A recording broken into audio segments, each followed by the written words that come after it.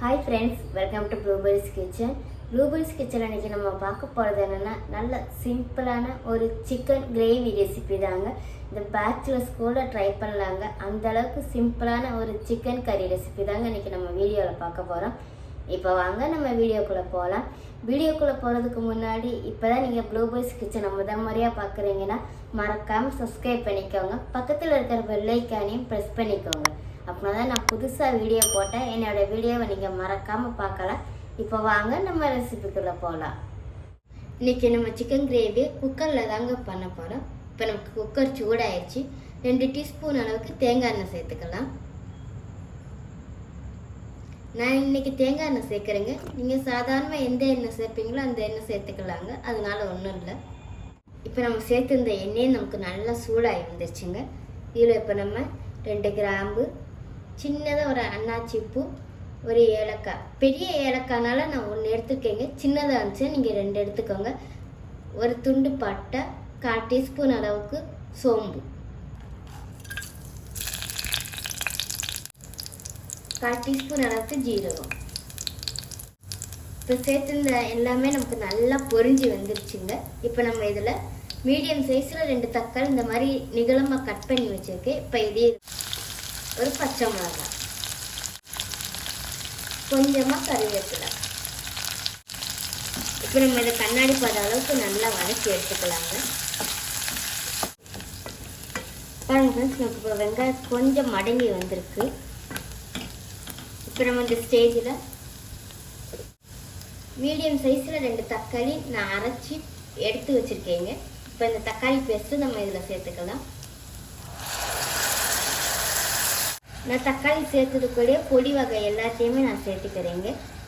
1 teaspoon அளவுக்கு chicken masala, 1/2 teaspoon அளவுக்கு மிளகாப்பொடி, 2 teaspoon அளவுக்கு மல்லிப்பொடி, 1/4 டீஸ்பூன் அளவுக்கு மஞ்சப்பொடி.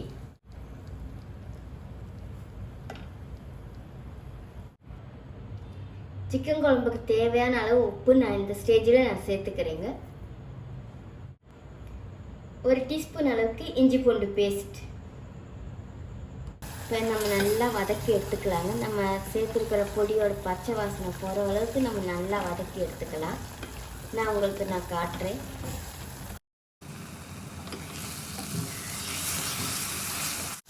பாருங்க ஃப்ரெண்ட்ஸ், நமக்கு இப்போ மசாலாவோட பச்சை வாசனை போய் நமக்கு நல்லா குக்காகி வந்திருக்கு.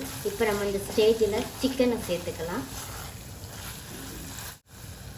நான் இன்றைக்கி 1/2 கிலோ அளவுக்கு தாங்க சிக்கனை நான் கழுவி எடுத்து வச்சுருக்கேன். இப்போ இந்த சிக்கனை நான் சேர்த்துக்கிறேன். சிக்கனை சேர்த்துட்டு ஒரு வாட்டி நல்லா மிக்ஸ் பண்ணி கொடுத்துக்கலாங்க. நம்ம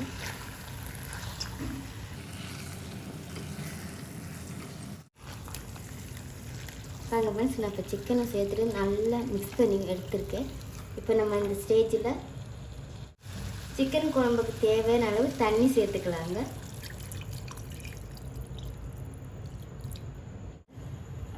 ஒரு வாட்டி நல்லா மிக்ஸ் பண்ணி எடுத்துக்கலாங்க.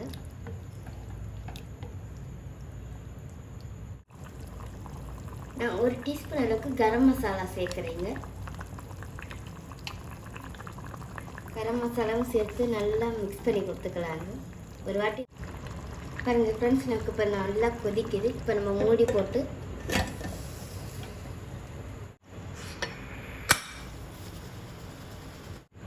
ஒரு விசில் வச்சு நம்ம எடுத்துக்கலாங்க.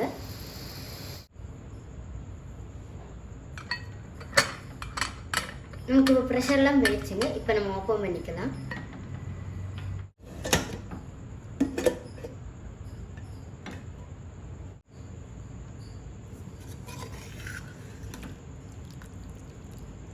அவ்வளோதான் ஃப்ரெண்ட்ஸ், இப்போ நம்மளோட அருமையான சிக்கன் கிரேவி ரெடி ஆயிடுச்சு. இப்போ நம்ம இந்த சிக்கன் கிரேவியை பரிமாறுறதுக்கு முன்னாடி கொஞ்சமாக தேங்காய் எண்ணெய் சேர்த்துக்கோங்க. நீங்கள் கொஞ்சமாக மல்லி இலை, அப்புறம் கருவேப்பிலை. அவ்வளோதான் ஃப்ரெண்ட்ஸ், இப்போ நம்மளோட அருமையான சிக்கன் கிரேவி ரெடி ஆயிடுச்சு. நல்ல சிம்பிளான முறையில் தாங்க இன்றைக்கி நம்ம இந்த சிக்கன் கிரேவி ரெசிபி பார்த்துருக்கோம். இந்த ரெசிபி உங்களுக்கு பிடிச்சிருக்குன்னு நினைக்கிறேன். பிடிச்சிருந்துச்சுன்னா மறக்காமல் ட்ரை பண்ணுங்கள். ட்ரை பண்ணி பார்த்துட்டு எப்படி இருந்துச்சுன்னு கமெண்ட் பண்ணுங்கள். மறக்காமல் ஃப்ரெண்ட்ஸ் அண்ட் ஃபேமிலிக்கு ஷேர் பண்ணி விடுங்க. அப்படியே ப்ளூபெரிஸ் கிச்சனையும் சப்ஸ்கிரைப் பண்ணிக்கோங்க. தேங்க்யூ.